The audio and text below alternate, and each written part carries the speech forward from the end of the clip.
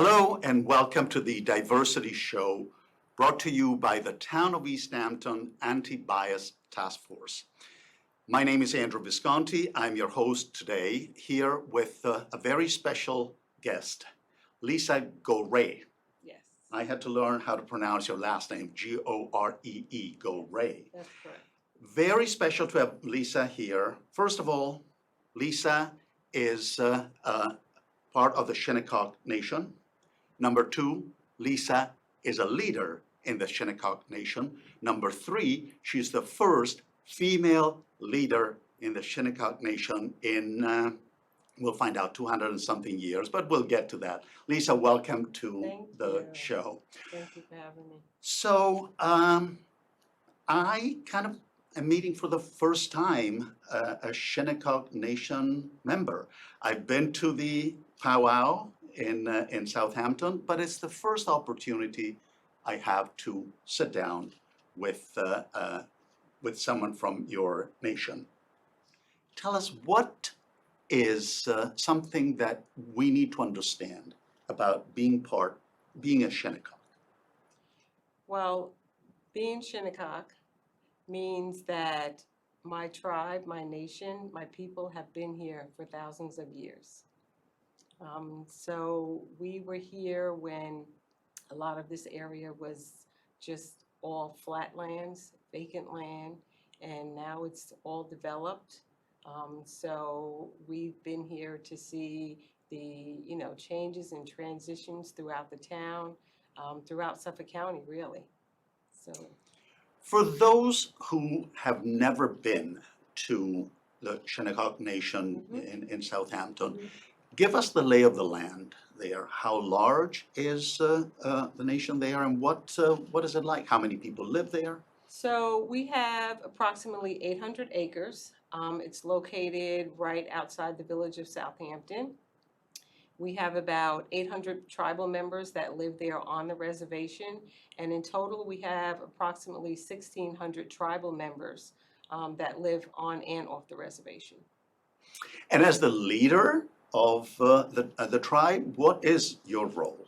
My role is to oversee the land of the nation, the businesses, the tribal businesses that we have, healthcare for our nation, taking care of our elders. So that's that. So there are actually 7 council people, but me being the leader, I actually am charged with overseeing all of the nation's business. So help me understand, you are the first female leader of the nation in how many years? Well, I'm the first female chairwoman. Okay. We have had other women on the council, starting back in 2013. That's when the first woman became a council member, but not since 1792 am I the first female chairwoman of the reservation. 1792. 1792? Yes. How did you do it? 200 years. How did you do it? 200 years. Through our election process. It took 200 years, over 200 years, but we got there. Is the election process any different than the election process the way we No, know? it's been the same. Yeah. The same every year. We have a 7-member tribal council. Prior to 2013, it was a three-trustee system. And we had to adopt that back in 1972 when we started having negotiations with the state and with the settlers.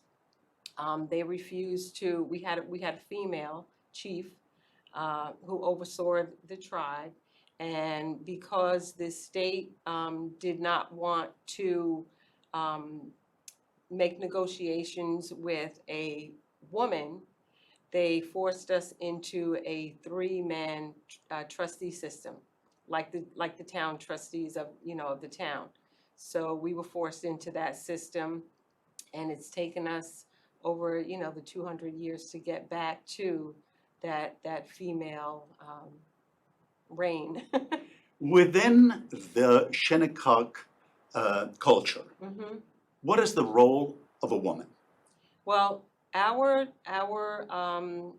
we are a matriarchal society. So our lineage goes through the mother, the female.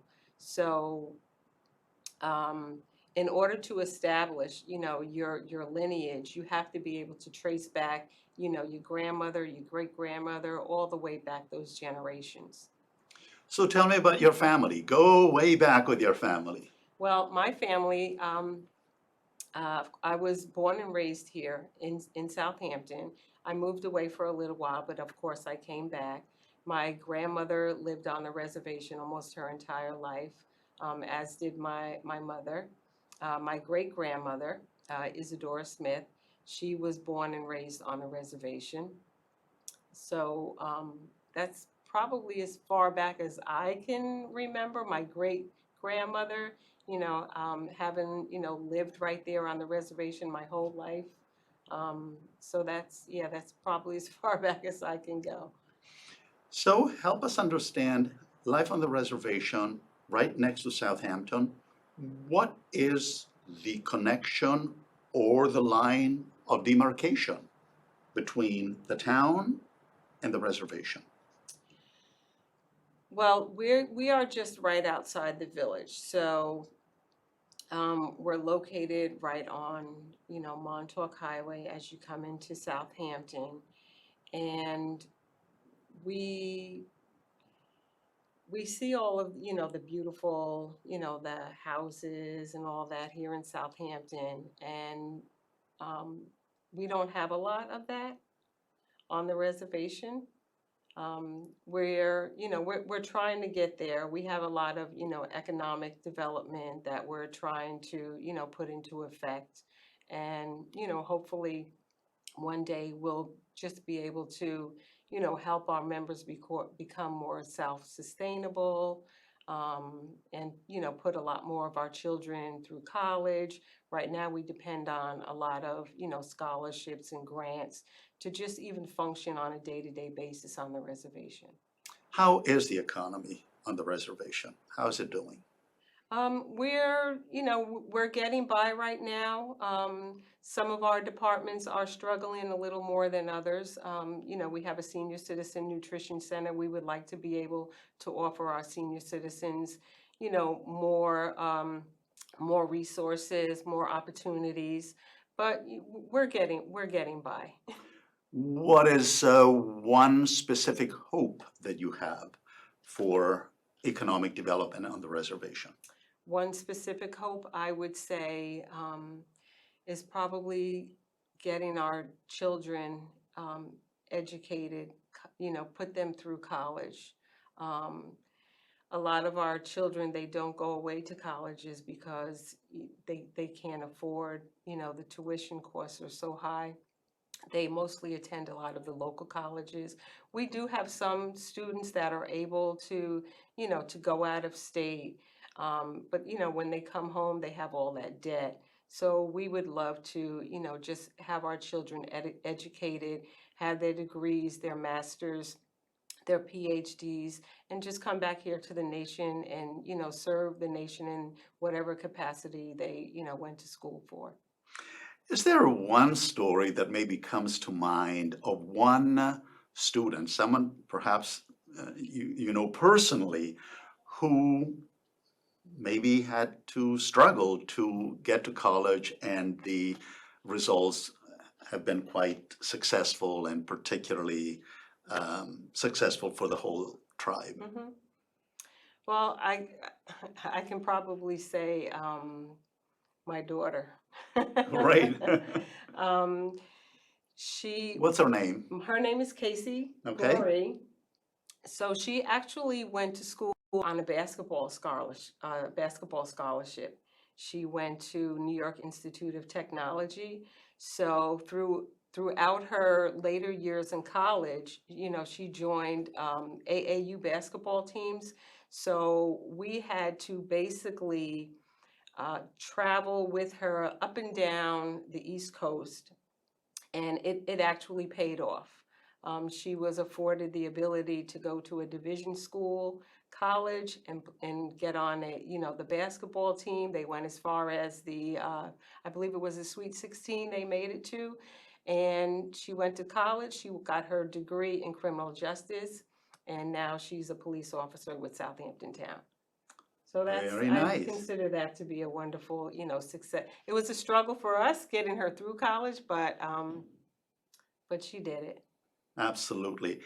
Um, could you perhaps capture what is the essence of the personality of a Shinnecock member of the community? Pride, knowing where they come from, knowing that we've always been here, um, what our tribe stands for. We're resilient, we're passionate, and I just think that once people, like you said, this is the first time you're meeting the Shinnecock, and once people get to know us and learn about us and learn about our culture, it can be it's very fascinating. What is the tribe doing to keep its culture and history alive? One thing that we are doing, which I am so proud of, we have a preschool on the reservation. It's called Chinook Preschool. And we start off there with just our babies, a couple of months old, and it goes up until age 5. And we are actually teaching a lot of our traditions there. They do arts and crafts. They're learning the Algonquin language again. So that's something that we are very, very proud of, the administration there at the school. So how fluent are you in Algonquin? I am not. I am not fluent at all, but that is something that we are definitely trying to bring back to the nation. Southampton High School is actually going to be introducing a course in the Algonquin language for some of the senior students in the high school. Do you have a couple of words that you can share with us? Well, we have akwe, which is for, hello. Akwe? Aho, akwe, Okay. yes, hello. We have tabutne, that's thank you. Aho is like amen. We say that at the end of prayer. Yes. Mhm. Wonderful. And is that language completely different than other languages that were spoken on the east end of Long Island? For native tribes, you mean? I think it's a mix. I think we probably share the language. We may have different words that we use or put it into different contexts, but it's mostly, I would say it's probably a shared language. Mhm. And in terms of traditions, would you share with us some of the Shinnecock traditions? Sure. Well, we have what we call Nanawa. That is our Thanksgiving feast that we have on the reservation. When is that? We do that the week before Thanksgiving. So we do it on the Thursday before, and our community, we all come together and we cook together. My family has been the one doing the cooking the last couple of years. My For aunt, 800 people? well, not everyone comes, but it's a lot, and we actually invite a lot of the town officials. They come and partake in the meal with us. But that's one of the traditions that we hold near and dear. We also have our annual powwow that's held Labor Day weekend. Believe we've been doing the powwow since the late 1930s, 1940s. And we also have a winter social powwow that we do in February. So those are just some of the things that we do annually. I am familiar, as I said earlier, with the powwow at the end of Mhm. August, but not the one in February. Is there a difference? Is it more local? The one in February, we do really just for the tribal members, just to bring us all together during the winter months. We do like a big potluck, everyone brings something. So it's more, that's, not really open to the public. It's just more social, just for the tribal members. Mhm. Is the Shinnecock cuisine completely assimilated with American cuisine? We have a lot of soups and stews made from corn and beans. We also have a fry bread that's mostly made from flour. And then we mostly, ate off of the land. So we enjoy shellfish, shrimps, clams, mussels. So that's mostly, what our meals consisted of. It's lunchtime right now. Stop right here. I know. I'm getting hungry. I know. What would you say is or are misconceptions that the non-Shinnecock people have about Native Americans, and specifically the Shinnecocks in your case? Uh, I would have to say a misconception of Shinnecock is that we are, that's really a tough one. Um, While you collect your thoughts, I can mhm, give you one that comes from me. I might be totally wrong. I hear that alcoholism is a big problem on reservations. Is it my misconception? Is it true? Where I does the think truth alcohol stand? is prevalent in a lot of in a lot of communities, not just the Native American community. Um, it is something that our people tend to turn to. We have had a lot of historical trauma. Depression runs high on the reservation in our adults as well as our young children. And I think that people, they just tend to turn towards, the alcohol. But like I said, I think alcohol is prevalent in a lot of communities, not just in Native American communities. You're making a very good point because not too long ago, I was talking to a Latino policeman on the force, on the local force, Mm-hmm.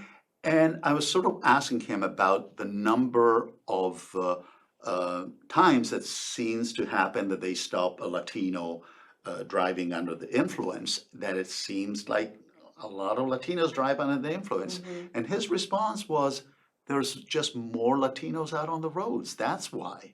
It's not that Latinos drink more, it's just that Mm-hmm. more of them are on the road Oh, okay. driving. I So, can't vouch for that, you but know.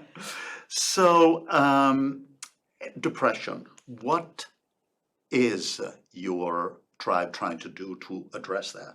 well, we have a health center on the reservation, and we do have a social worker that comes in for anybody that would like to come in, and meet with the social worker. We also have resources outside the reservation that people are able, to go off of the reservation and see, doctors, nurse practitioners for that as well. And what is the trend like? Is it sort of stable? Is depression sort of being addressed and there seems to be results? Where are we at with that issue? Well, we also have a program on the reservation. We have the Boys and Girls Club. So we have members of the tribe, adult members that also work with our children. If they're feeling depressed, if we have, social workers at school that are contacting, the parents. We have the program at the Boys and Girls Club that they also, work with the youth so they don't get to that point in life where they feel like there's no hope or, they're feeling left out. So we try to boost the confidence of our young students, our young children at home as much as possible, and just to instill in them, that where they come from.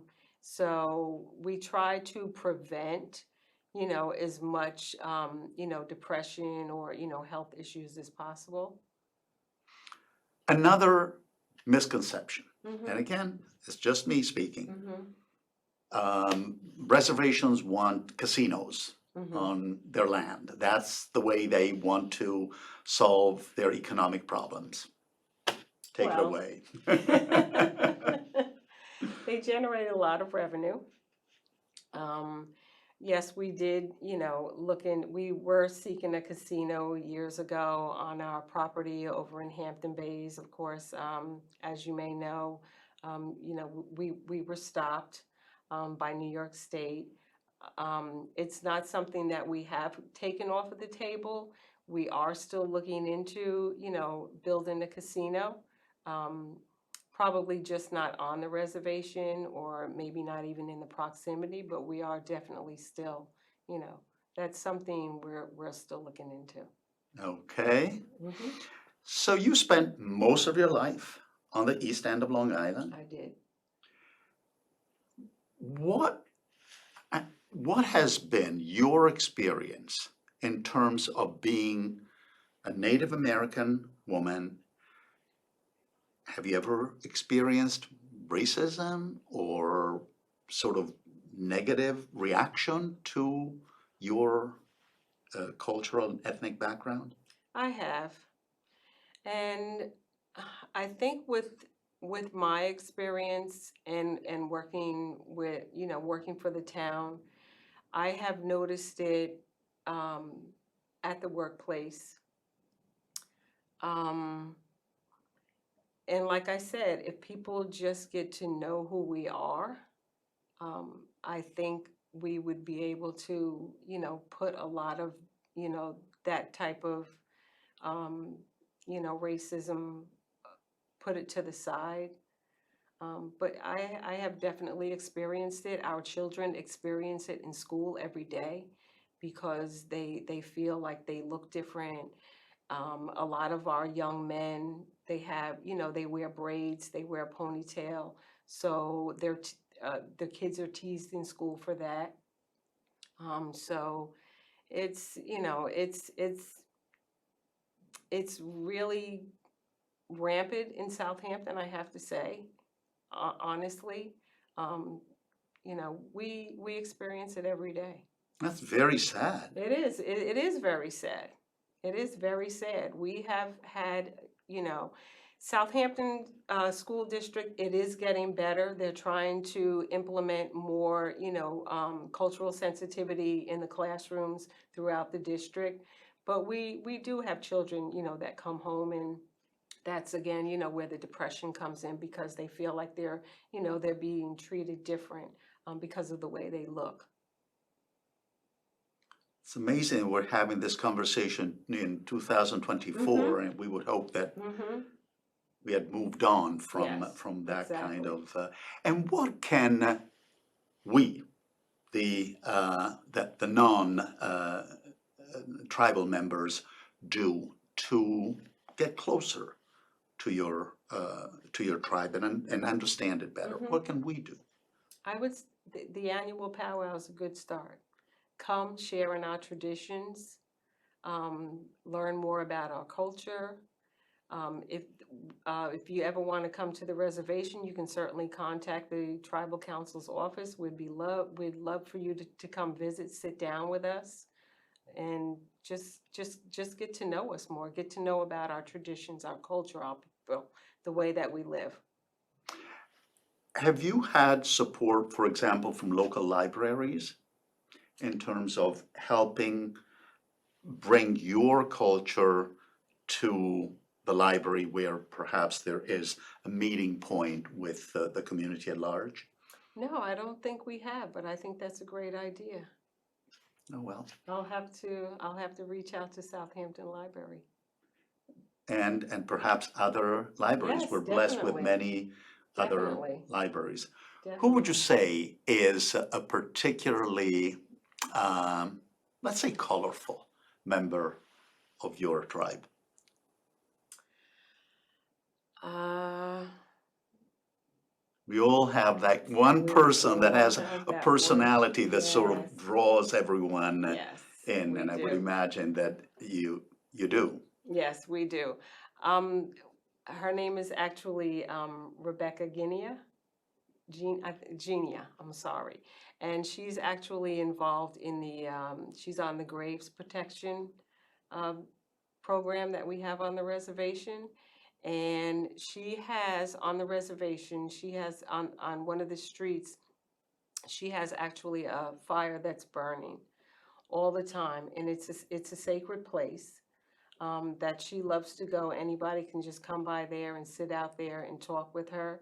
But she's such a wonderful person, and she's done so much for the community. She is a warrior at heart for our nation, and I just respect her so much.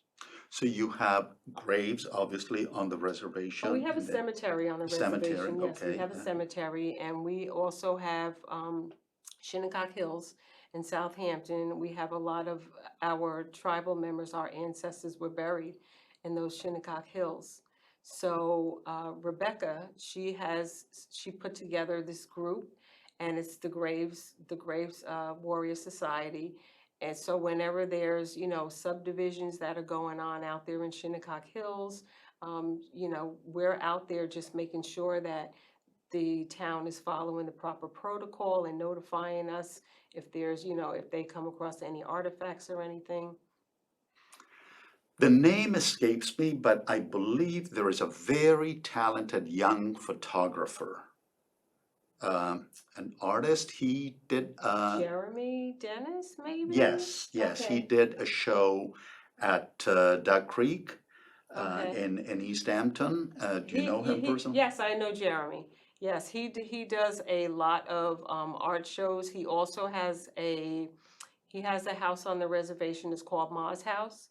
So he does a lot of exhibits out of there, art shows. He showcases a lot of Native American works. So yes, I know Jeremy very well.